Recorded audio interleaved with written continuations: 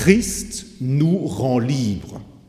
Il veut nous rendre libres dans la communion éternelle avec lui, mais le focus cette année, c'est Christ veut nous rendre libres aujourd'hui, pendant notre vie sur terre. Il veut nous rendre libres comme Jésus-Christ était un homme libre.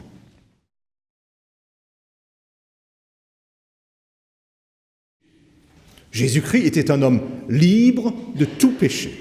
Évidemment, chez nous, ça ne marche pas bien, parce qu'on a beau faire, on n'arrivera pas à être sans péché. Mais ce n'est pas dramatique, puisque Christ veut nous rendre libres. Il nous offre sa grâce et son pardon.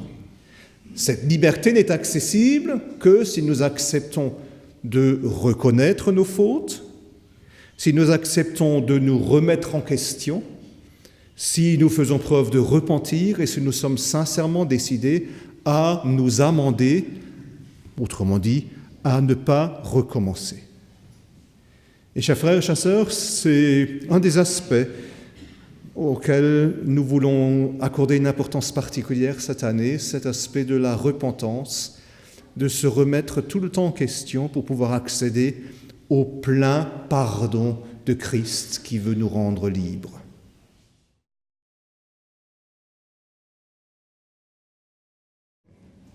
Christ veut nous rendre libres en nous permettant d'être maîtres de nous-mêmes. Oui, nous avons des besoins dans notre vie. Nous devons manger, nous devons boire, nous avons besoin de nous habiller, nous avons besoin de nous réaliser dans notre vie. C'est un besoin absolument légitime. Nous avons besoin d'avoir du succès, nous voulons nous réaliser dans notre vie, tenir notre place dans la société et accomplir un certain nombre de choses parfaitement légitimes. Mais Christ veut nous aider à ne pas devenir esclaves des choses matérielles, à ne pas devenir esclaves de notre condition humaine. Réfléchis. Qui es-tu ? Nous avons choisi. Nous sommes un enfant de Dieu. Nous nous sommes donnés à Jésus-Christ. Nous sommes engagés à le suivre. Nous voulons être en communion avec Dieu et nous voulons entrer dans son royaume. Ça, c'est moi.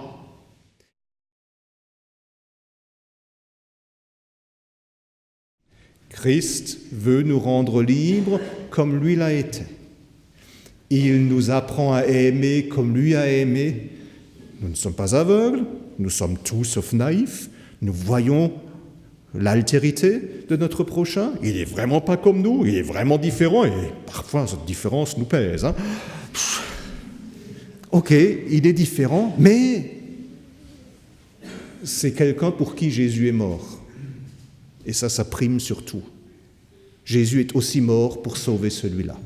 Et une fois qu'on a intégré ça, la réaction par rapport à l'autre est différente.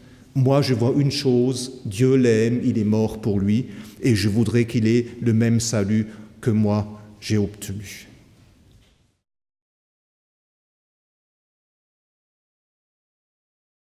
Et si véritablement nous sommes conscients de la richesse que Dieu nous confère, alors il peut nous délivrer de notre désir de vengeance, cette soif inextinguible de la vengeance. On veut que l'autre soit puni, on veut que Dieu le réduise en miettes.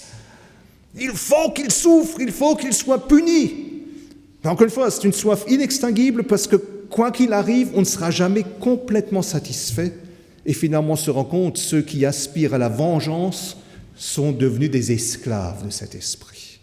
Il en fait ce qu'il veut, il ne trouve jamais la paix. Mais si je pardonne, je serai réellement libre. Tu es si riche en Christ que tu peux permettre le luxe de pardonner. Ne deviens pas esclave de l'esprit de la vengeance.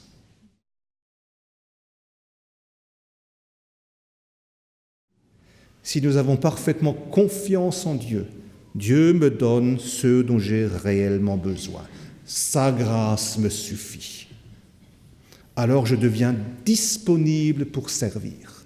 Je n'ai plus peur pour moi-même, je n'ai plus besoin de calculer. Oui, mais si je fais cela, si je donne maintenant ça au bon Dieu, si je fais ça pour mon prochain, qu'est-ce que j'aurai en retour ? Est-ce que je ne vais pas être perdant dans l'affaire ? Je n'ai pas besoin de salaire, je n'ai pas besoin de ceci, de cela. Dieu me donne tout l'héritage de Christ est pour moi. Disponible pour servir Dieu et son prochain. La véritable liberté en Christ.